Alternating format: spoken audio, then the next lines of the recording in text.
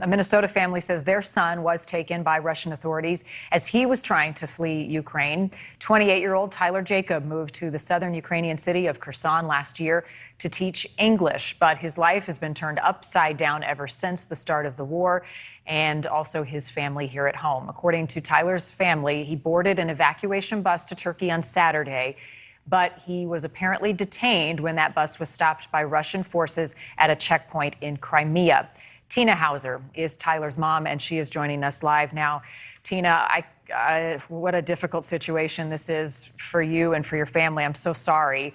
I do understand you heard from the U.S. Embassy in Moscow today. What did they tell you? They said that they're going to start searching for him and that it's going to be a long, slow process. Anything else? No.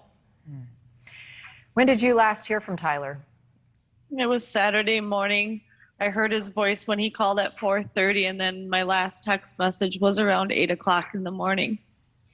Do you have any idea why he was detained? Did he communicate anything to you about the current situation he was in?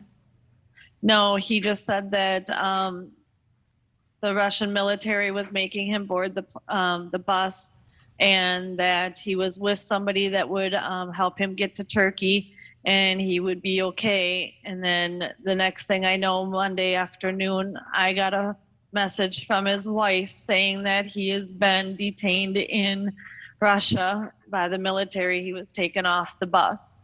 Was he alone in that detainment, or did they detain others? Did she say? He was the only one they took off the bus. She's in Ukraine. She's Ukrainian. Have you spoken to her? Has she been able to reach him or get any more information that's been helpful?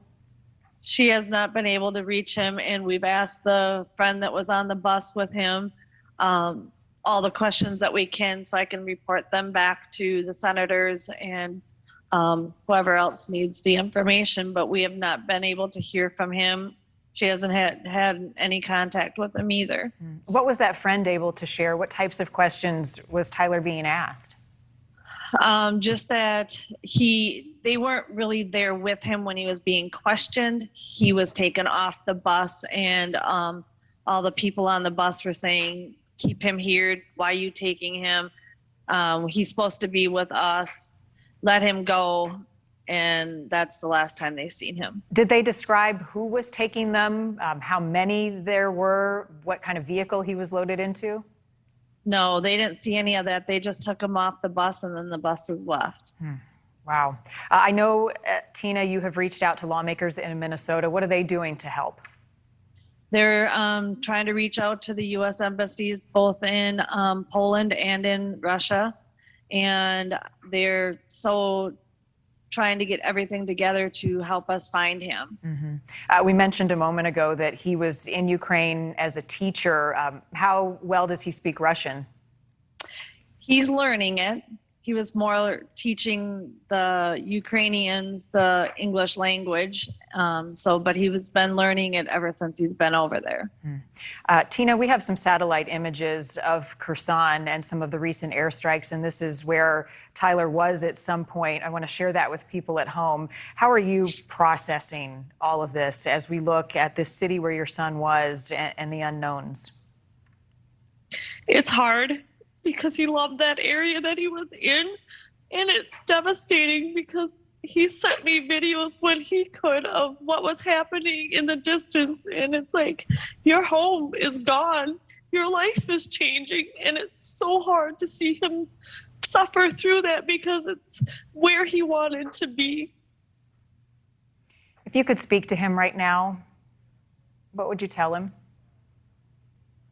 That I'm doing my best to find him.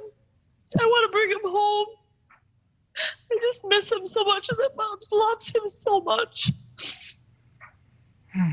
There are more casualties than we can count in this horrible conflict, and missing your son tonight is incomprehensible. Tina Hauser, I pray for you. Keep us posted. I know there are a lot of people who are working alongside you to bring Tyler home safe. We'll stay in touch. Hang in there. Great, thank you. Thanks for watching. Click the red subscribe button below so you can get more of NewsNation's fact-driven, unbiased coverage.